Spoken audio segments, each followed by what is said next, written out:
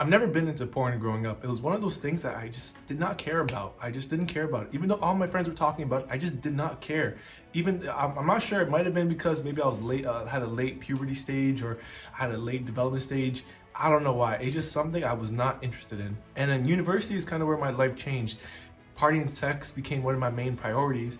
Alcohol became an escape, and parties was a means to meet women and have sex with them. And COVID happened, and I can no longer meet women, you know what I mean? Then COVID happened. I think that happened with everybody. You can no longer meet with people in person, and the world went into isolation. I picked up, and then out of habit, out of curiosity, I picked up porn to satisfy my urges, my cravings for sex, and out of boredom sometimes too. I just picked it up just out of curiosity because I was bored most of the time. And I started watching porn like once a week. I would watch it once a week.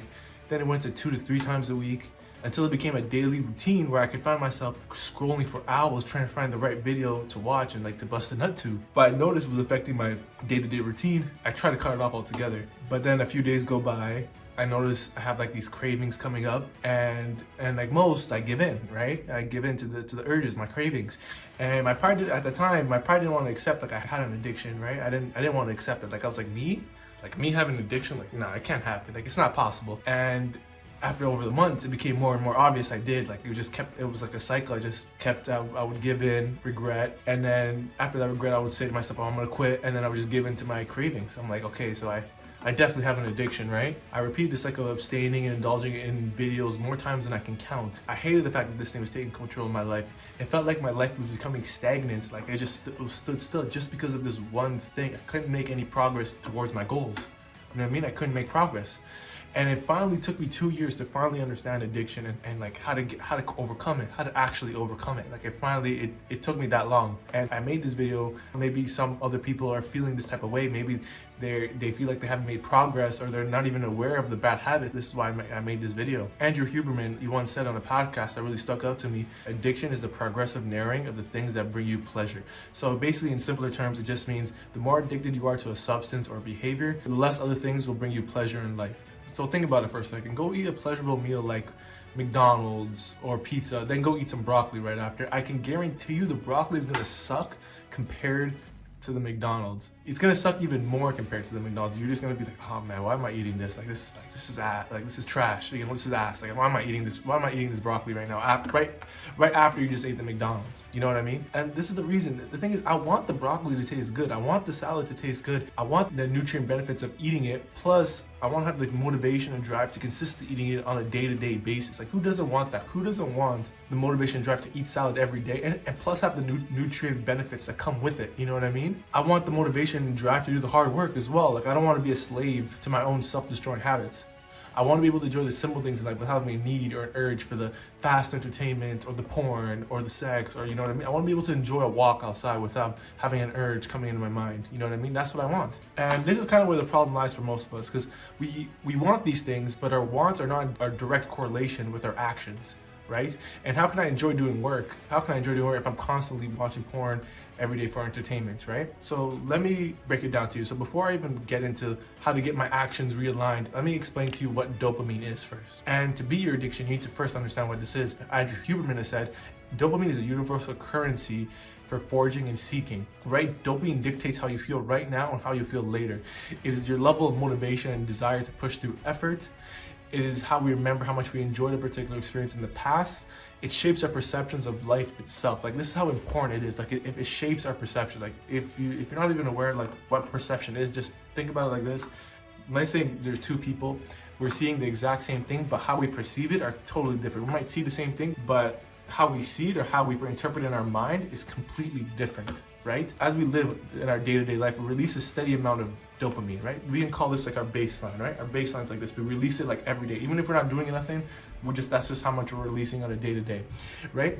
And when we experience pleasurable moments outside of ourselves, our dopamine rises or peaks. This is that feeling that we get when we feel good, or that pleasurable feeling that we get. But the thing is, this feeling doesn't last forever. It lasts for like 10 seconds. It can last for 30 minutes. It can last for a few hours, actually. It really depends what activity you're doing or what behavior, what substance you're doing. It really depends. And as you may know, whatever goes up must come down, right? When we experience those crashes, we're often unmotivated, maybe we're feeling tired, or in some cases like even depressed, right? Like, and this is like more severe, right? More severe. I think it's like severe induced depression just from, you know, like too much fast entertainment, too much instant gratification, right? And this is normal. This is normal. Like, it's normal to feel tired after a really good meal or like after a really pleasurable thing. This is normal. But the problem lies in how often we're doing these activities. The ones who engage in pleasurable activities or behaviors all the time are the ones who are usually bored or unmotivated to do other things, right? The more times we indulge in an activity or behavior that we're addicted to, the less pleasurable it may seem after a while. I want you to think about it for a second. When you play a new video game, you're probably having time in your life when you're first playing it for the very first time of your life. You're like enjoying it a lot. But after the third, fourth hour, you're not enjoying it as much. Like, you're like, oh, I can kind of put it down now. Like, I'm tired now. Like, it wasn't as good as like when you first got it for those first 30 minutes of the game. And to top it off, the things you used to enjoy probably don't give you the same amount of enjoyment as it did before, right? And this happens as a result of the brain trying to rebalance itself from the excess dopamine you've been receiving from your previous pleasurable activities, right? It's shutting down the production of its own dopamine, right? Your brain is shutting down production. While your brain is trying to rebalance itself, you're most likely going to be having cravings, right? Cravings are like a telltale sign where like it just means you're addicted to something. Like, this is just a sign that you're addicted to a behavior or like anything, you know what I mean? And overcoming your cravings is the first step to take control of your life. Let me give you 5 steps to overcome your cravings. The first step is to become aware of your triggers. Triggers can be anything. It can be anything that sets you off. This is the thing that gives you intense desire or craving to indulge in your addicting behavior, right? These triggers are associated with memories on how exciting your addiction was before, right? And these memories or cravings, they shift your brain from your frontal cortex into your midbrain activation. So basically, when your brain shifts from your frontal to your midbrain, it went from automatic to manual, right? When you're in automatic mode, you rely on your most habitual habits. You rely on what's just routine for you. You're like, it's kind of like your presence, but you're not really conscious of what you're doing in the moment. And it has nothing to do about your willpower at this point. It has nothing to do about that. It has nothing to do about your self-worth or anything like that. To prevent from going into automatic mode, you need to cut off your triggers. But before that, you need to know what they are, right? You need to know what your triggers are so you can cut them off, right? And the triggers can range from anything. They can be people, time, emotional states, locations, sounds, odor, objects, stress. Almost anything is a trigger, right? And it's why it's important to know what they are and to cut them off or limit them as much as possible. The second step is to handle your cravings, right? So as much as we want to cut off triggers, cravings are going to happen from time to time, right? And to handle these cravings, there are 2 techniques you can use. Number 1 is something called a mindfulness technique called urge surfing. The second is to substitute your craving, so with good dopamine, right? Let me talk to you about the first step, right? So let me just explain to you, trying to fight your urges, right? Trying to fight your urges is as useless as telling someone who's mad to calm down. It never works, right? It never works. If you tell someone who's mad to calm down, they're gonna actually get even more mad, right? So with urge surfing, you just focus on your breath, right? When you have a craving, you just focus on your breath and you breathe out, right? You just ride out the urge, right? When you notice you have these thoughts of your craving or your whatever it may be, you just breathe in, breathe out. You don't give in to your craving, but you just let it ride. You just let it ride. And I provided a link down below on how to urge surf correctly, right? The second one is to substitute craving or urge with good dopamine. So when we're actually having a craving or urge, our brain doesn't actually want to do the activity or behavior. It's actually craving dopamine. Our brain just wants dopamine, right? So we're giving it what it wants, but we're doing it on our terms. We're giving it good dopamine, right? So we can get dopamine from anything, right? We can get good dopamine from good dopamine. An example of this, it could be like socializing with a friend, maybe even a hobby. I wouldn't advise this, maybe even playing a video game if it all comes down to it, but I don't really advise that. Just because it's like instant gratification. It's just maybe like you can get addicted to video games pretty easily, right? Let's be honest here. So I wouldn't advise video games, but socializing, hobby, exercising, these are good things to be addicted to, or even good hobbies to do, right? So these are just some things you could do like to substitute with. The third step is to avoid foods that are inflammatory. Foods that are highly inflammatory are linked to mood swings. There have been studies to show that fatty, such poor diets are linked to higher signs of depression. And I want you to think back, right? Let's just think back to a time when you ate a highly fatty meal. This can be McDonald's, pizza, junk food, anything. It could be anything, right? After you finish eating, you probably felt tired, lazy, unmotivated. Doing the hard work was actually impossible to do during this time. Your brain will shut off, and then you actually go into automatic mode. Like you're more likely to go into this mode, and this is the mode we don't want to go. We don't want to go into automatic mode. We want to go into manual mode, where it's like we're actually thinking, we're actually conscious of what we're doing, right? The fourth step is to replace your instant gratification habits with delayed gratification, right? So I want to make a distinction right now between instant gratification and delayed gratification. I've said it a few times here, but if you guys don't understand, it's okay. I'll just tell you right now. So instant gratification is the urge to satisfy craving right away without considering its long-term effects, right? So this can be video games, watching TV, Netflix, eating junk food. These are just urges, like cravings that we do.